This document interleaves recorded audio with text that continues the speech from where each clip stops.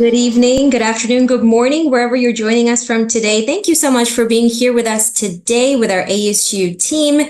My name is Nikki Chakshi. I'm the Senior Executive Liaison for International Admissions based out of India. And it is my honor on behalf of Admissions Services and various other departments on campus to bring us this talk today as we wait for more and more students and families to join our session today. We are going to be delighted today to hear from our Professor Dr. Sethuraman Panchanathan, and I won't introduce him, and instead I will introduce our moderator.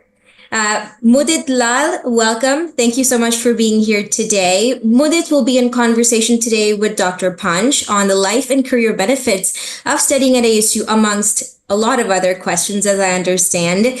By way of background, Mudit is our current undergraduate student at ASU. He's studying robotics, entrepreneurship, technology, and management at our Fulton Schools of Engineering. So Mudit, with all the experience that you have on the scholarly side at ASU, we really look forward to understanding what kinds of questions you have for Dr. Panchanathan. Please take us away. Thank you so much for the introduction, Nikki. I am super excited and honored to be hosting the conversation today. I think Nikki covered basically everything. I would like to just quickly take a moment and cover what PIERA is and what we do. So PIERA is a student organization based within ASU. And the vision is simple: creating a premier student organization that generates actionable intelligence that could be used by not just universities, but governments and actual individuals to research, discussions, and activities, some of which you would have seen on ASU social media already, such as having Smriti Raniji, Anna Malaiji at the campus and talk about various issues that are going around. And you can know more about PIERA at PIERA.org. But moving forward, it is again my honor to introduce Dr. Panchanathan, who likes to be referred and is referred as Dr. Panch everywhere here. So Dr. Panch recently received the Padma Shri from the Honorable President of India. Quickly walking through Dr. Panch's background, Dr. Panch began his journey in Chennai, earning degrees in physics at the University of Madras, Electronics at IISc Bangalore, and MTech at IIT Madras, before completing his PhD in electrical and computer engineering at the University of Ottawa. He spent over 2 decades at ASU, where he led groundbreaking work in assistive and ubiquitous computing and served as the Executive Vice President and the Chief Research and Innovation Officer.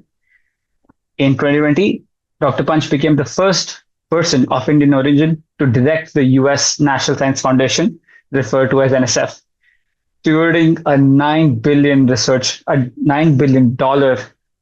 dollars research portfolio and launching initiatives like the Global Centers for Innovation. Dr. Panch is a passionate advocate for inclusive excellence, and you're going to learn so much from the conversation today. Without any further ado, let's get started. Dr. Panch, are we all set to go? Yes, Mudit, I'm anxious to have this conversation with you. Truly a pleasure joining you all, and welcome to all of those folks who are joining this conversation. Hopefully this 1 hour will help us to unravel some things, talk about exciting things that is happening here in the US and ASU particularly, and see how we can be helpful. I mean, this is basically a conversation. Please understand, while we are going to be having some Q&A that Mudit will coordinate, please be rest assured that if you have any questions, concerns, comments, etc., we are looking forward to that too, because we want this to be a purposeful, useful conversation for what you're looking for. Absolutely. And especially for the recently admitted students who are just coming into ASU. So this is going to be a lot of information, a lot of learning for them. So without any further ado, let's get started, Dr. Panch. So earlier this year, you were honored with Padma Shri, one of Bharat's highest civilian awards, a rare and profound recognition, especially for someone who spent decades advancing science and innovation. What does that moment mean to you personally? Not just as a scientist or a public leader, but as someone who has navigated multiple identities across borders. And how do you see that award in the context of your lifelong journey of scientific service to the world? Mudit, that's an excellent question. I mean, first of all, I'm most grateful to India for all the amazing talents and environments that it nurtured and provided me to be who I am today. I'm grateful to my parents, my grandparents, my family, friends, teachers. None of this happens. There's no one individual that can garner any recognition. We all know that. It is what the environment and the people who support you all through your journey that make it happen. So let's be very clear about that. The second sense of gratitude I have is to the Indian government for recognizing, folks not only within India but also outside of India, and for which I'm very grateful. But let me be very clear again. This recognition is not about me. It's about all of the people that contributed to the body of knowledge and ideas and outcomes that essentially garnered this recognition. So, which means that it belongs to everyone. It is not one person. As we all know, when you have 1.3 billion people, many folks do this every day, amazing work. They all deserve this recognition. So when somebody is recognized, a small number of them, they should also, I know that every one of them feels this way, they represent that community of people that need and richly deserve the recognition. So I take that with that kind of a spirit, and that, I mean that from the bottom of my heart. This belongs to a lot of people, my students, my mentors, my family, my friends, and my colleagues and peers who all have achieved so much. So I take it in that spirit. Clearly, science and technology, Mudit, we are going to spend some time talking about that, is a thread that is going to define the future, if not already, define the future of prosperity from an economic perspective, national security perspective, from the human potential perspective. So I think, we are going to talk about that more. So to be in that sort of space of science, technology, innovation, I feel very grateful for that opportunity. And I feel excited to be able to welcome more amazing talent from India to ASU, to the United States, because this is the moment, this is the time.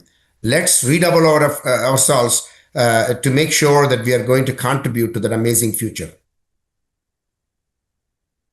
Thank you so much. And that was a very humble answer, Dr. Panch, to be very honest with you. We'll walk over some of the work that you've done in our next set of questions. But before we even get into that, I want to ask a personal question, okay? Because when I came to ASU, honest to God, I didn't want to be there. I felt like I should have been at, one of these top 10 universities in the college and, or taken up a better university in some other country altogether, so many options out there, right? But as I spent more time at ASU, I realized that, that college ranking that I was putting up there with everything that saying that this should guide my decision wasn't the best reflection of what universities actually are.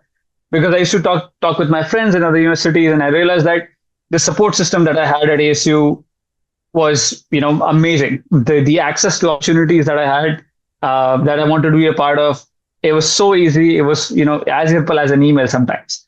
So, and in this journey at ASU, I read about ASU and I realized that it actually became a tier 1 research university, and you played a significant role in this achievement. Can you talk about what makes ASU fundamentally different from other universities? And I would love a simple, non-marketing, truthful insight from someone who spent 2 decades at the institution. More than 2 decades. I'm going to start with this. Talk about ranking, we all know what rankings are. But let's be very clear. ASU was ranked the most innovative university 11 years in a row by the US News and World Report. So if you talk about rankings, clearly ASU, in many ways, even just 2 days ago, we were ranked for sustainable work and sustainability in the top 10 universities. I think it was 6th, in the world. So we can talk about rankings. But here is, you said, let's talk from the bottom of our heart. Let's look at ourselves. What kind of a community would you want to have as you pursue your dreams, career, and all the things that you want to do with your life? Would you want everybody else to be set aside and you alone achieve it? Would you want, things to be done in a way where you are defined by the institution, or you want to define an institution? Okay. Would you want to take the laurels of an institution, nothing wrong with that, and put the badge on you and walk around? Or would you want to say, I made this happen and that badge is what you want to wear? Mhm. You have to ask yourself the question, what is it that you want to do with your life? And that's what I ask myself every day. I would rather the institutions don't define me, that I define the institution. And I'm sure that every young person that is listening here today and all across India and all across the globe desires the same thing. I want to make a difference. I want to make things happen. I want to have an impact. If that's what you're seeking to do, you want to come to ASU, and I'll tell you why. The mission of ASU, the charter of ASU, speaks for itself. I'm not going to repeat it, but I will say the following thing. We measure ourselves by who we include and how they succeed, not by who we exclude. Okay. I went to institutions, the IIT, the Indian Institute of Science, and so on. Fantastic institutions. I'm so grateful for that training, and I'll always be grateful. And there is there's a role and a place for institutions like that. I mean, absolutely, no question about that. It's not taking away from any institution. But if you want to come to an institution where you want to shape not only your future, but help shape the future of others around you, make an impact, and demonstrate what you can do for society and community and others, I would say ASU is a great place to come to, because it gives you the opportunities. Mudit, can you imagine you came from India, here you are sitting and having this conversation? I mean, this itself should speak for something. Is that people like you, I've seen so many of the students come through my own research lab and accomplish great things. They are now faculty members at IIT. They're faculty members in US universities. They are leaders in industry. They are entrepreneurs who are successful. So you think of any outcome, any pathway that you want to dream of becoming, ASU gives you the opportunity to make that happen. So why would you not be at a place like ASU? That's the question that we should ask ourselves, rather than why should we be at ASU? Okay. No, and I absolutely agree with you, because completely keeping anything apart, and I felt that at ASU I could really walk up to a department head and talk to them, right? Something that I have heard from my friends is basically impossible at times at other universities. But okay, let's flip the switch and talk about. I'm going to pick your brain here, okay? So Sure. if you were asked to architect a national science foundation from scratch, what guiding vision, aligning missions, culture, and guardrails would you embed to ensure it not only produces world-class research, but it also does it sustainably for the larger good of humanity? Again, an excellent question, Mudit. I mean, we all need to reflect upon what are the institutions that we need today versus carrying on the legacies of the past, which is important, but also dream for the future and design for the future. So when I came to NSF 5 years ago, this is precisely the question I had. I'm so glad you asked this, Mudit. NSF has been responsible over the last 70 years at that time, now 75 years. When I came in, with 7 decades, NSF was responsible for, as of last year, 268 Nobel laureates. 268 Nobel laureates were invested in by NSF early in their career. In physics, in chemistry, biology, medicine, and economics. Yes, economics. Every economics laureate since 1997, okay, in economics Nobel Prize since 1997, has had laureates who have been supported by NSF. Okay, and of course, physics, chemistry, and others. Now, that's a great legacy.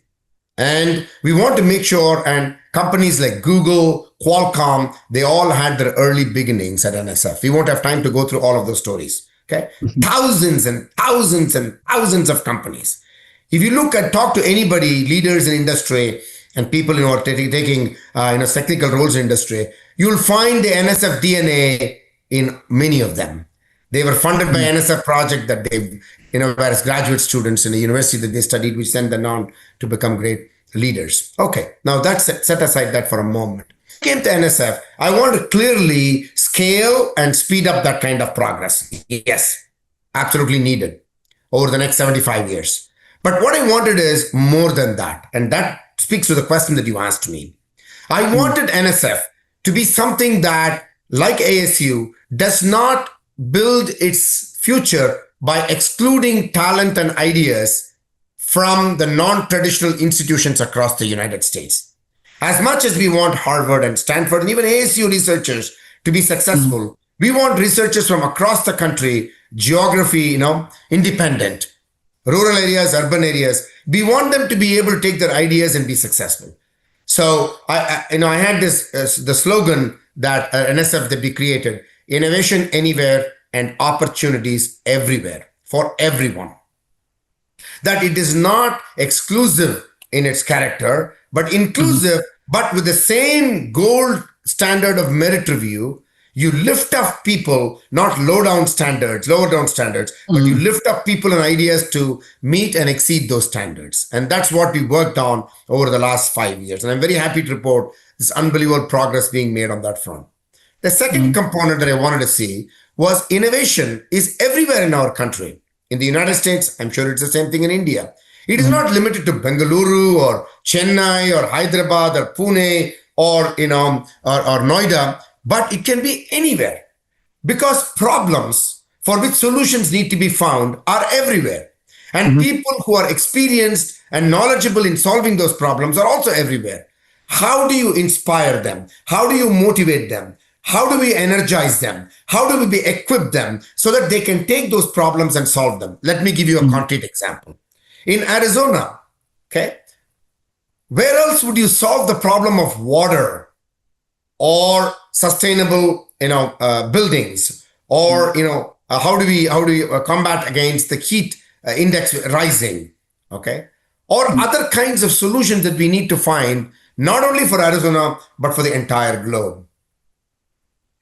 So we launched this new directorate called the Technology, Innovation and Partnerships, or the TIP Directorate, the first new directorate of NSF in 31 years. And I got that launched within a year and building innovation centers all across our nation through public-private partnerships.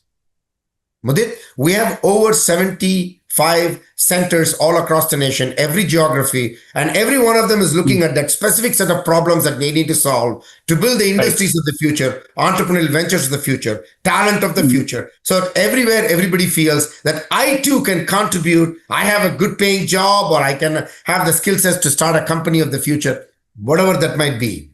And so that's the kind of vibrancy that we have created all across the country. And guess what? We put in the large 10 centers of regional innovation engines, as we call them, across the country, out of the 75, the 10 big ones. We put in $150 million for 2 years. We got already $1.1 billion from private sector and to match up. Private and public, other public sectors to match up. So this is possible. This is about vision. You talked about vision. This is about a desire to transform and have an impact. This is about commitment. This is about building communities of excellence, contributing to the innovative mindsets and the innovative outcomes that you expect. So it is possible. It is already happening. And that's what I think one should be, able to do anywhere. It's not limited only to the United States, but people at ASU, the students at ASU like you, Mudit, are contributing and will shape that future. Now, let's take, even my own journey. You asked me earlier in a question. When I came to ASU in 1997, it's a long time ago, by the way, long time ago. And when you look at the Arizona of that day to the Arizona 25, 30, 28 years later, it's completely transformed, filled with job opportunities, filled with industries of the future. And that requires intensity with intentionality.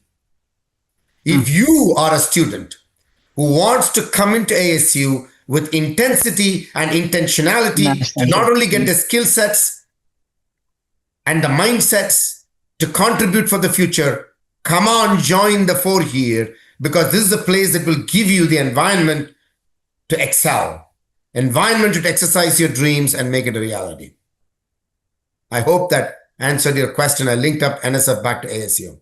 No, I love and I love the answer, and I especially love the statement, intensity and intentionality, because I feel a lot of students may come in with intensity but not necessarily intentionality, right? And I think this is something through experiences at ASU, one can acquire that intentionality of which sector do I want to really go into. Because another thing that I learned over the past 3 years of me being at ASU is that if there's anything that I think is going on in the world, there's probably a research that is going on at ASU of it, which is really amazing, which is really crazy to think about. Yes. You mentioned a lot of points, public, private, global inclusivity, and everything. And I'd like to pick on each point quickly with my next questions. So in today's landscape of these hybrid labs and public-private partnerships, how would you articulate the fundamental distinctions between research driven by government mandates that propelled by corporate R&D, especially when it comes to than to the ones propelled by the corporate R&D, especially when it comes to the questions of openness, risk appetite, and the ultimate beneficiaries of each. And to give some context to the audience here, usually what happens is that a private research and development facility sets out a research with money as the ROI, whilst a public research institution, for example, ASU in this case, will focus on public benefit as its ROI than money. So, Dr. Panch, what do you think is the fundamental difference? I think both are required. That's what makes United States great. There is a role for investment by the public sector, government, and there is a role for private sector investment, each having its characteristic. And the combined effort is what makes things happen. Let me give you a concrete example. If you look at the R&D investments in the United States, it's about 3.5% of the GDP of the country, close to $850 billion annually. Okay? About $200 billion is invested in by the federal government or government. The other $650 billion is invested in by the private sector, Mudit. So when you look at the investments made by the government, you talked about risk. High risk, high reward investments are typically made by government. Okay? So that you might unleash these ideas without regard for whether every idea that you're investing in is going to produce something even as near term as 3 to 5 years. Sometimes these are decades long of investment that is required for us to be promulgating great ideas. Again, a concrete example. The AI of today that we celebrate, my own research area is machine learning and AI and computer vision and so on. So the AI of today, people forget, was sustained investments by NSF, the largest computer science investment agency. 80% of the investments in computer science, non-defense computer science investments are done by NSF. This 6 decades of investment is what has made possible AI of today. I used to tell people, the AI of winters, as we call them, when AI was not a fad thing, people walked away from it. NSF did not, because NSF, in fact, hyper-invested. Okay. Same thing with quantum. NSF has been investing the last 4 decades in quantum or more. So these technologies of today that we talk about, whether it is biotech, whether it is AI, whether it is quantum, whether it is advanced wireless, all of these have footprints back to NSF's investments over the last several decades. So I often remind people what NSF is investing in today is not only to advance these technologies to the future, but even more importantly, investing in ideas and discoveries that don't even have labels yet. These labels of new technologies will probably happen in a decade or 2 decades or 3 decades later. We are investing in those ideas right now, those discoveries right now. So that's where the investment of federal agencies and government investments are very important.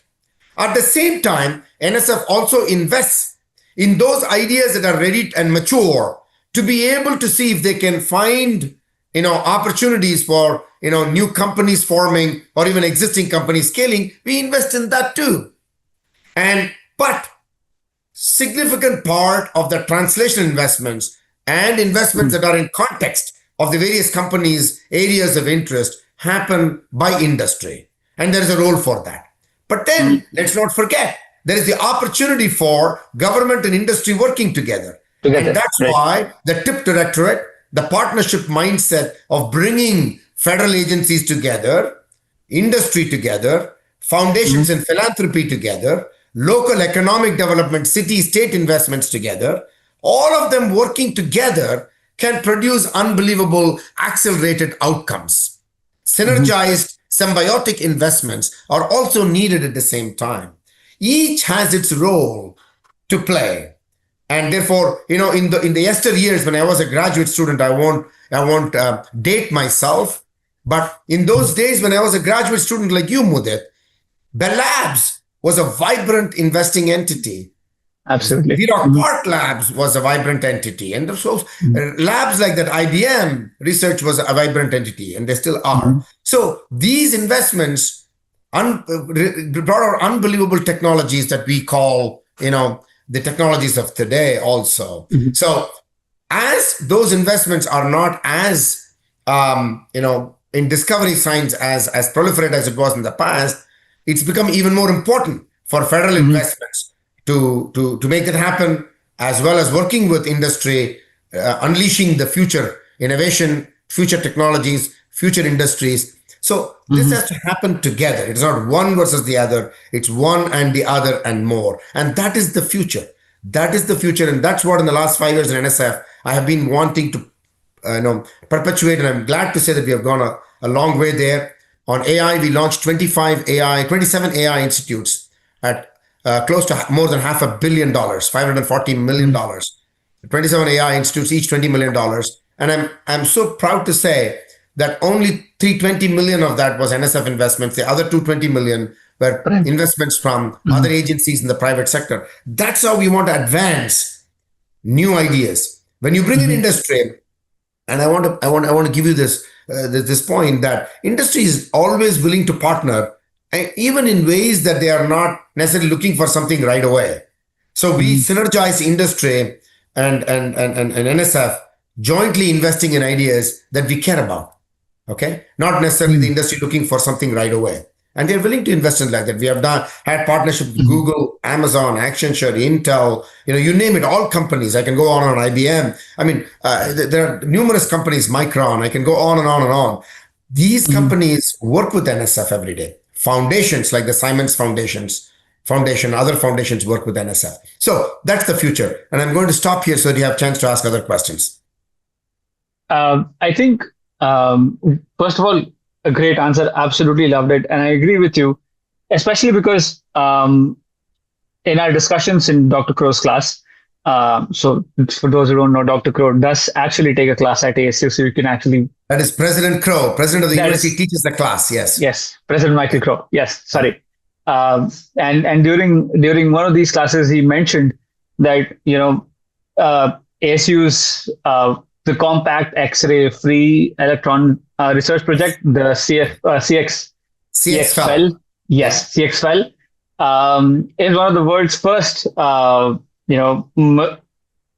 X-ray machines, or whatever is the right term to be used for it, that can help us create 3D models on such small biological levels that has not been possible before. Its benefit is not immediately visible to the public, but what it contributes in the long term of the progress of science and society is huge, is massive. So I think somewhere or the other, public universities are the one that end up taking the most risk sometimes, and say that, hey, we're going to go out on a limb and do this, even though it may not have the most money-based ROI.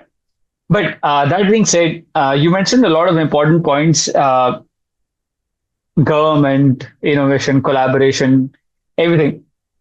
I feel that somewhere or the other, everything that NSF does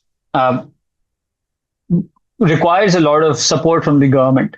I mean, complete support from the government, to be very honest, right? And you led NSF in America with shifting political winds and funding uncertainties. You didn't know that if that money is going to come through or not.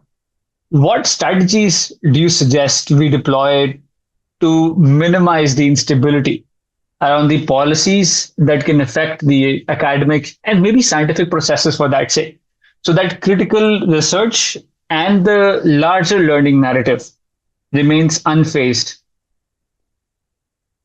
So, Mudit, that's an excellent question. one of the things that, I don't know whether people know this, I was appointed by President Obama to the National Science Board in 2014. Right. I was appointed by President Trump in the first administration of President Trump to the National Science Foundation as director.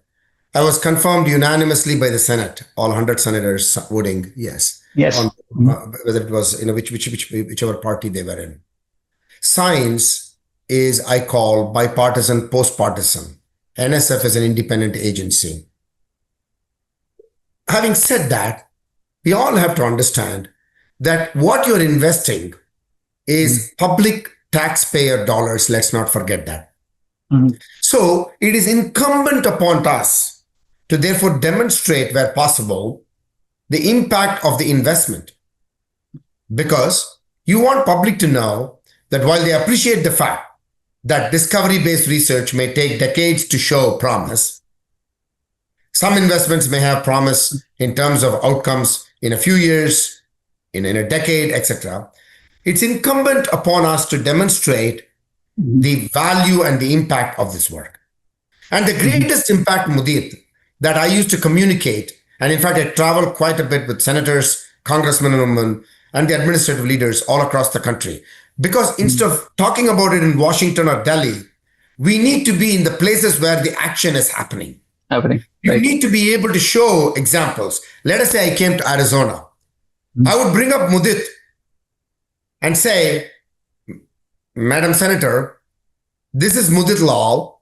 This is the unbelievable talent that we were fortunate enough to attract from India to come to the United States and be a part of this innovation revolution and contribute to it. This is John Smith, who grew up in rural Arizona and is now pursuing this. It is work that he's doing on the XFEL. The XFEL, by the way, is a femtosecond laser, crystallography. That is, the lasers being, at femtosecond rate, so you can actually look at even protein structures even before it gets destroyed. And that's the beauty of that machine. Okay. Right. So this student is working on that, and let that student speak to what they are doing. When people see this, and this entrepreneur here who studied at ASU and was invested in by the NSF grant is now started a company and is employing 50 people or 100 people. Okay. This industry leader who's now at Intel actually 2 decades ago studied at ASU, and he can tell you about his experience of how ASU education helped him and how the NSF investment, that the project that he worked on is what made him who he is today. When you present these case studies or outcomes that people can see and they say, wow, now I know why I need to make sure that the NSF investments are maintained, are scaled, and therefore the nation can be successful into the future. And regions like Arizona can be successful. And people can have, not only great quality education, great jobs, and can be part of transforming the future of the nation and the innovation of the nation, innovation spirit of the nation. So that's what we are talking about. It's very important for us to not forget that we have a responsibility, every one of us, to do 2 things, Mudit. If you're already in the S&T and innovation arena, every one of us has got a responsibility to talk about how our work and the work of our colleagues or institutions that we are in are helping transform and making opportunities and helping build a great future for the country. Okay. By the same token, on the other hand, we have a responsibility to inspire children in K-12, in high schools and middle schools and elementary schools and universities to want to go into the STEM fields so that they can exercise their ideas to create an impact. So we need to do both things at the same time. Unfortunately, most of us would rather just come, study, nothing wrong with that, do our own things, maybe watch a few Hindi movies and eat some good, nice Indian food, nothing wrong with that. But you might have as well stayed at Anna University instead of ASU or Andhra State University as ASU. Why do you come to the United States? Because you come here because this is providing you unbelievable opportunities to nothing. I mean, Anna University is fantastic. Andhra University is fantastic. These are amazing institutions. Don't take me wrong. But if you're coming here, then you want to absorb, assimilate, express the uniqueness of what this institution offers. Like you would want an Anna University student to express, imbibe, and do great things with the education that they get there. Like what we were endowed with, when I did my undergraduate degrees in India. Okay, for which I'm eternally grateful. And I'm so grateful to all the institutions in India who are producing unbelievable graduates that ASU benefits by having them come here and continue to express their talents. So what I'm trying to say, therefore, is you come here because you want to, and I go back to the earlier statement I made, you want to express your fullest God-given talent, a way that creates impact for yourself, your family, your economic status, but not just that you are contributing to humanity, society, you're transforming, the environment that you are in. That's why we are here as humans. Okay. So ASU is a place that is filled with that spirit of wanting to do more than just what you do for yourself. That's why Mudit is now sitting here wanting to bring more of the students from India. He could have just said, I'm just going to take care of my course that I need to work on, my projects. I need to worry about my job. Why do I have to come and spend this time, interviewing some guy, who's supposed to be, So instead, he chose to come and do the thing that he's doing because he wants to have an impact. Every one of you, every one of the 80,000 students at ASU on campus and the 100,000 students online have the potential to do the same. And when all of them do it, there is no question that not only United States and Arizona will prosper, India will prosper, the globe will prosper. That's what we want everywhere. Okay. Again, lovely answer. I don't even know which point do I want to specifically pick on and then build upon. But I completely agree with the part of absorbing what's around. Because at ASU, I think one of the best advices I ever got was get involved. If you're there and you're just sitting there lying around in your dorm or apartment, not the reason to be in the US, right? Yeah. If you go out there, be a part of these events, networking events, whatever it might be, the welcome week, I think that adds tremendous value, and you don't even know where a new door of opportunities might open up. In the webinar yesterday, another graduate student, Ashish, was sharing how he met a lead researcher in the washroom while he was at the networking event, and he had to work with them, and he got a research opportunity. So it's crazy. It's as long as you're able to demonstrate that you're valuable to a particular institution, they will give you an opportunity. Is what I have realized and I felt. And I think that is the reason why I also was able to get here where I am right now and be a part of this webinar. So Mudit, if I may interrupt you, this is an important point that you're making, and I want to underscore that. ASU is a university that takes care of you, that gives you the opportunities, that is willing to nurture you through the advising process, through the process of peer mentoring, the process of help that you get in every possible way so that you might exercise your dreams and excel. It's not like you just come here and you're lost in the ocean. You will find your path. And I encourage every one of the students who are tuned in today thinking about, this is the place that I should come to. Pick up the phone, talk to people like Mudit and ask for their experience. They will tell you that this is a place that will give you the opportunities that if you choose to exercise, that you can make anything happen and make yourself whatever or whoever you want to be. Yep. Strongly second that point. Okay. Going to roll back and go back to the points where you've mentioned the NSF's Global Center for Innovation. Yes. So you during your tenure, you pioneered the creation of NSF's Global Center for Innovation to solve problems that are too big for a single nation to solve. So, for example, climate change, right? And knit together research talent across continents. Yeah. How do you see these international networks shaping the next era of discovery? And what strategic priorities must each country adopt to remain the linchpin of global scientific collaboration? Correct. Again, Mudit, an excellent question. Yes. As I said, we launched the Technology Innovation Partnerships Directorate Innovation Centers all across the nation. We did the participation of all the institutions, opportunities everywhere. The third pillar of what I wanted to get done was I always felt that, as you will agree, climate change is an excellent example. Climate, I would rather not call it change focus as much as adaptation, mitigation, resilience, those kinds of things, in addition to the fact that we acknowledge the fact that there is the scientific evidence for change. Now, you take these problems. These problems are not just one country's problems. These are global problems. Whether it is climate, whether it is poverty, whether they exist everywhere, right? Or whether it is health, pandemics. These are global grand challenge problems. There are many like that. Now, typically global grand challenge problems will require global expertise, global context, in order to find global solutions that are adapted to local contexts. Which means that you're bringing together unbelievable talent from across the globe. And that cannot be an afterthought. Like, for example, when the pandemic happened, we are rapidly trying to see how we can bring everybody together. It's got to be part of the ethos and the fabric of how you think about building the future.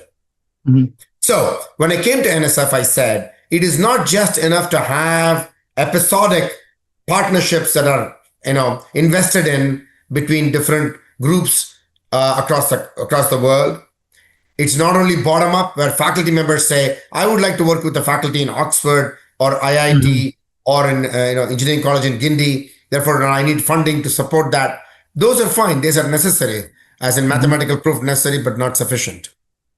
Okay. So I said to my folks that we need to create these global centers. I talked to my counterparts, the chief science advisors and leaders of agencies across the globe, so that we can hardwire ourselves around topics that are of common interest.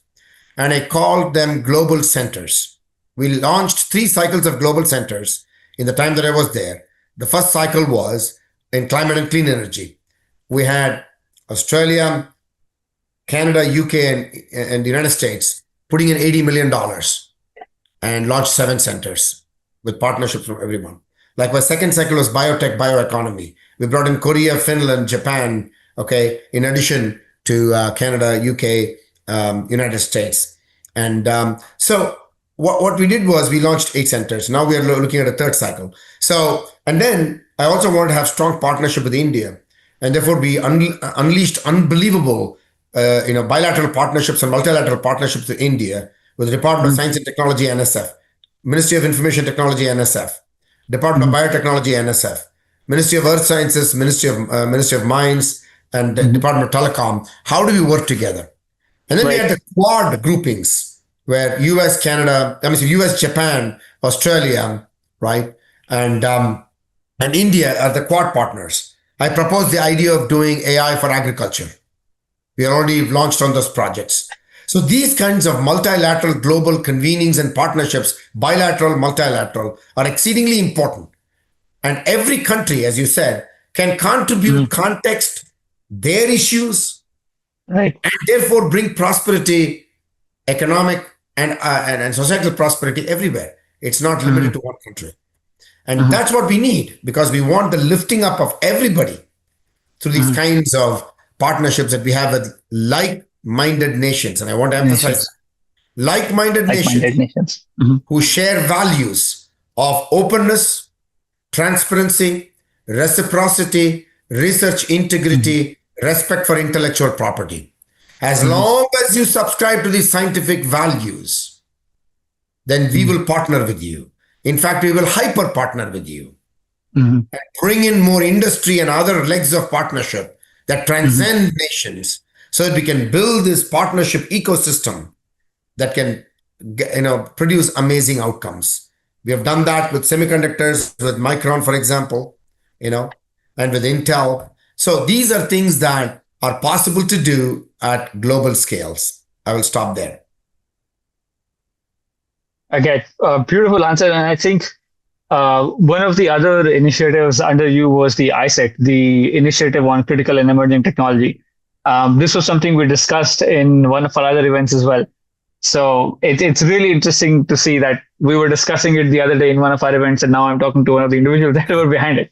So again, beautiful. I think one of the other things, and I think I'll keep this as my final question, and then we'll move on to the audience Q&A section, because I do want to give them a good amount of time. You're speaking to students right now, young people who are in their formative career stages, who don't necessarily have the clarity of which direction they want to go into, right? What message do you have for them to help them move forward with, intensity and intentionality, as you say, both? And I do also want you to take up this point of, I've seen a lot of students, they go into the US thinking that the only path forward is getting a job in the US, right? While as there are so many paths from there. You can of course get a job in the US, but you could also start your company in the US. You could do a startup. You could also work with the government of another nation. You can most importantly, you can come back to India and make a difference in the community that gave you so much. So I want you to focus on these aspects as well of, how can students be inclusive of this thought process of that there's a lot more than just jobs after graduating. Mudit, an excellent point that you made. A student coming here, first, I would strongly advise them to take full advantage of ASU's openness, the breadth of expertise, the range of opportunities that ASU presents. Let me give you a concrete example. Mudit, you came from India. When you left India, you would have never thought that you would register for a course offered by President Crow. Absolutely not. Science policy. Yet, here you are, inspired by this unbelievable leader that ASU has. Fortunate that ASU has this leader for the last now close to 23 years, who has transformed this institution into something that everybody wants to emulate, right? In many parts of the world. Now, these opportunities that even though you may come to do computer science, that you can take a course in cognitive science, you can take a course in business, you can take a course in entrepreneurship or an experiential program in entrepreneurship. You participate in a hackathon. You then do an internship or a social, an NGO-based internship. You can, the sky is the limit, okay? You can configure yourself in addition to doing, of course, your program-related activities, okay? The only thing I will say is give up your sleep, because this is the time to use as much of your waking hours and therefore stay awake as much as you can to do the very exciting things that you want to do at ASU. Number two, nothing is an individual endeavor, as I said in my first answer. It is a collective endeavor. The team spirit, working with your peers and colleagues, and whether you meet them in the bathroom, whether you meet them in the cafeteria, whether you meet them in a class, it doesn't matter where you meet them. Just work with as many people as you can, so that the collective ideas and the mutual inspirations can make you a lot broader, impactful, and unbelievably, creative individual. Okay. I remember, a student who came in, Vivek Koparthi, and he used to tell me that I gave a talk to the international students, the welcoming talk. And he said, I challenged everybody that you too can be an entrepreneur. And now today he's a very successful entrepreneur.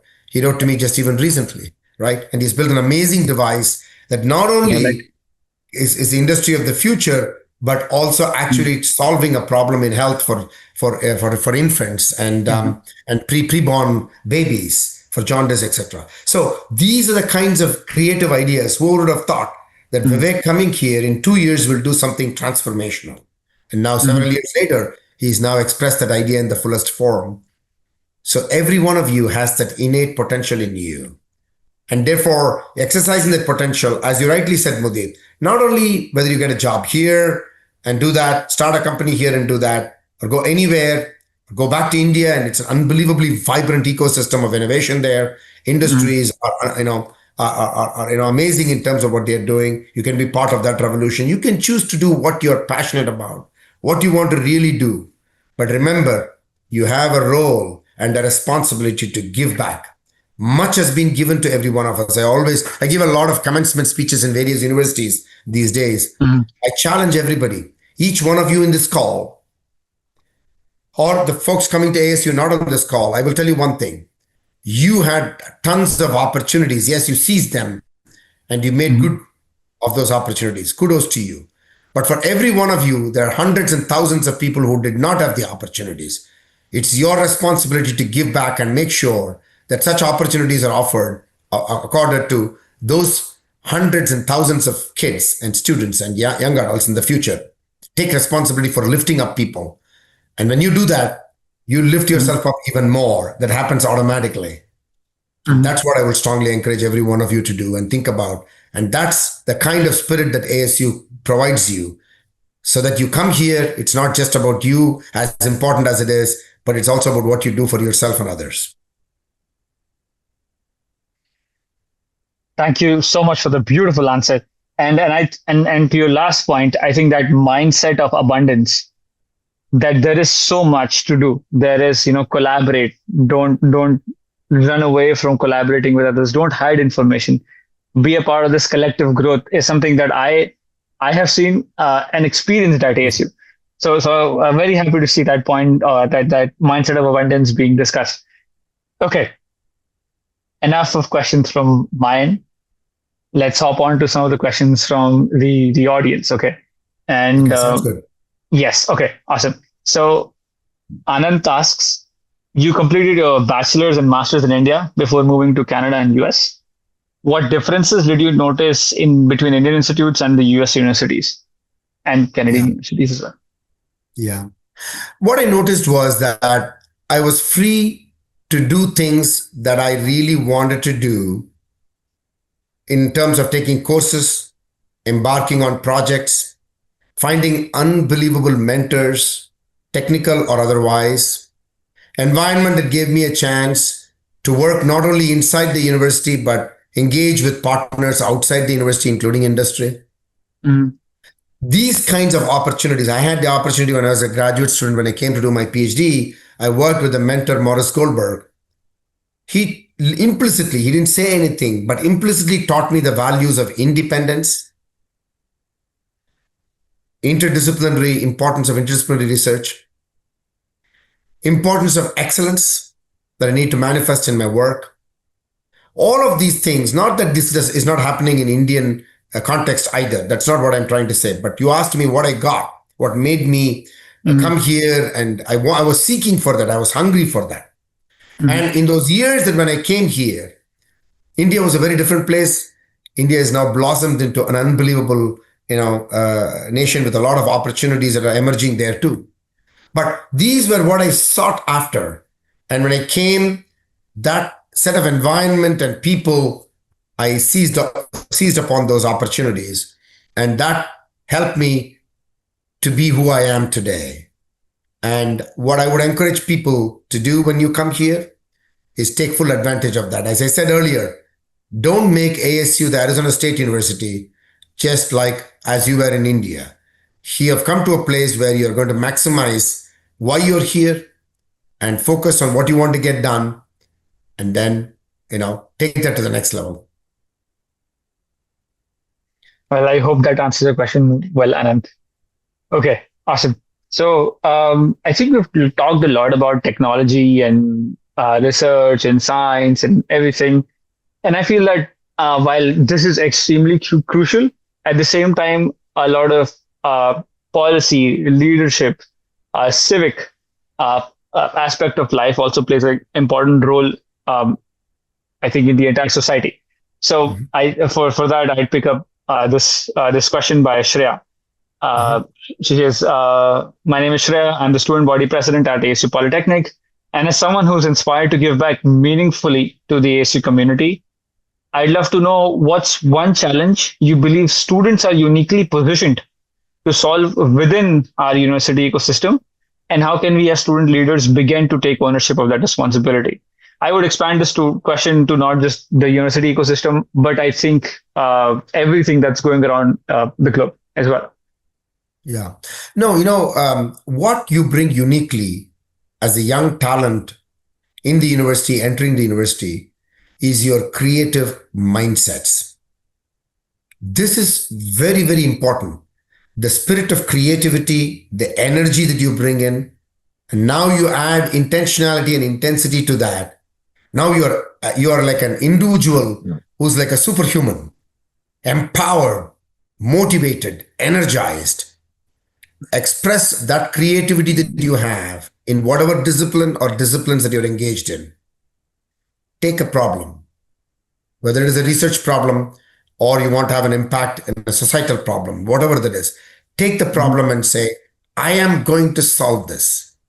And if that means that I do it myself or assemble the right team of my peers, find the right mentors, find the right investors where appropriate, you take charge. You take charge and you can build something that you really want to be seen as contributing to, that you're passionate about, and that you really want to, deliver the rich outcomes. So every one of you, I think, and Shreya, I think, I'm glad that you are the student body president in Polytechnic Campus. Polytechnic Campus is a learning by doing campus. It was set up in a way that people can actually experientially touch, feel things and build things and solve problems. You are on the right campus. So take full advantage of that. But don't limit yourself to Polytechnic Campus. That's the beauty of ASU. You can reach into Tempe campus, to the West campus, to downtown campus, to the Chandler Innovation Center. You name it, Mesa campus. You can basically pick up whatever you want as a problem, bring in the necessary expertise that you need. You do need expertise in communication and journalism, go to Cronkite School and the Hugh School of Communication and Cronkite School of Journalism. You pick up whatever you need, wherever that is, form the alliances and solve the problems. Awesome. And there are so many good questions. I'm trying to figure out which question to actually ask because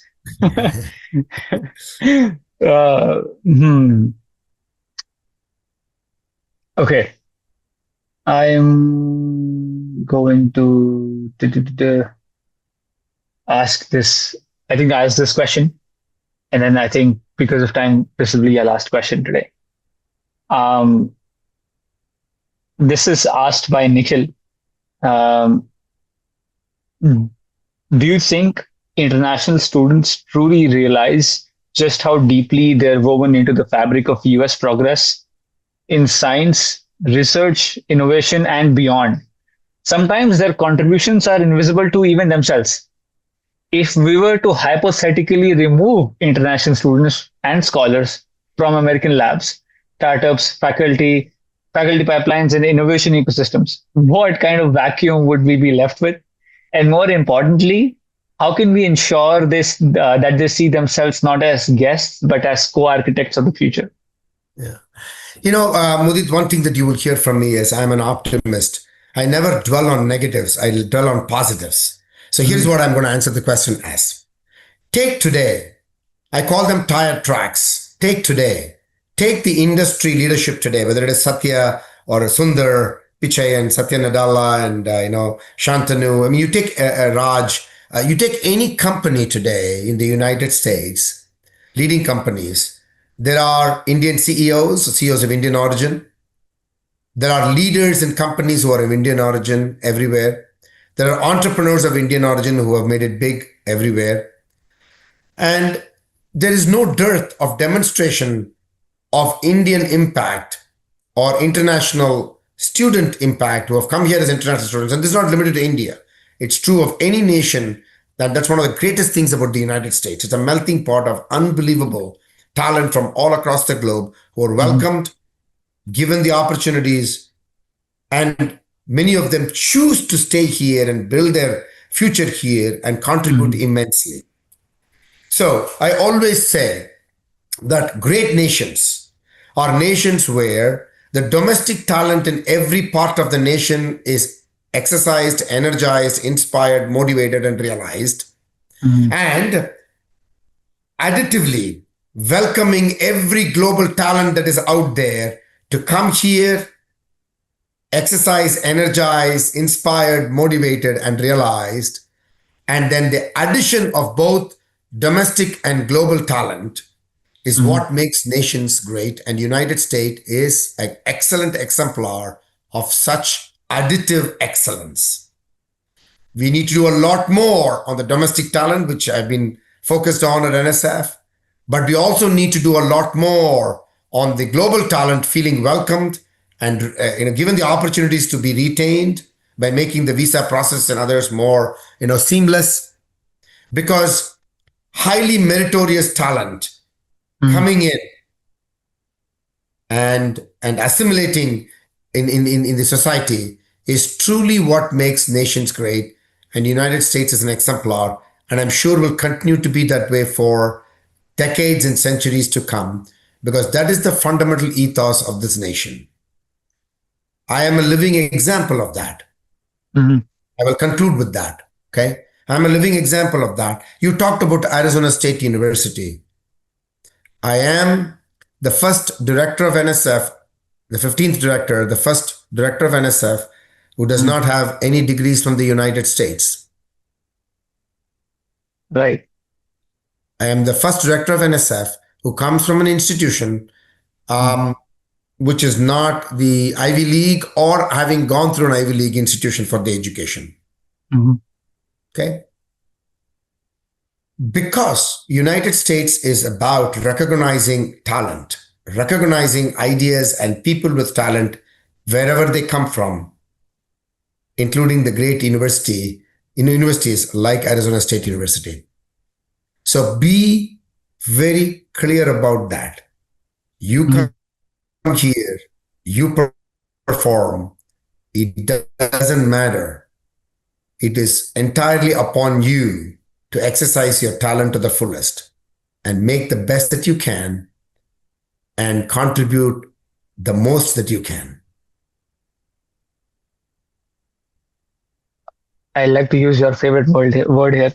Unbelievable answers, Dr. Panch. Absolutely love the conversation. Honored to be doing this today. And thank you so much. I look forward to seeing you on campus, just like all of the students here, and hopefully maybe even take a class in which you're the professor for. Thank you so much once again, Dr. Thank you, Mudit. It'll be an honor to have you as a student.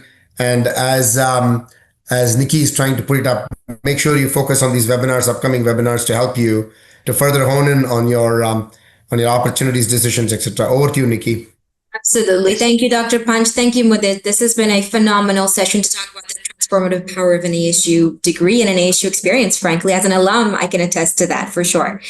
So with that being said, I know we're over time, but thank you so much, students and families, for tuning in. We have 2 more phenomenal webinars that are lined up in this series. The next one is actually taking place next week, where we will get to hear from current students and alumni on how ASU shaped their journey. And again, please bring your questions. They're looking forward to answering your questions. And then on July 17th, we will get to hear about essentially a large-scale picture similar to the session today on navigating what's next with everything going on. And this will also feature our very favorite Mr. Holly Singh, who's our Vice President of International Students Scholar Center, along with other leaders. So please join us. Please scan the QR code in front of you. Again, you'll be receiving emails about this in the next few weeks as well. And again, we're always reachable at gograd@asu.edu. If you have any questions about the recent news of visa appointments on the brink of opening up, etc. So please feel free to reach out to us. Our doors and emails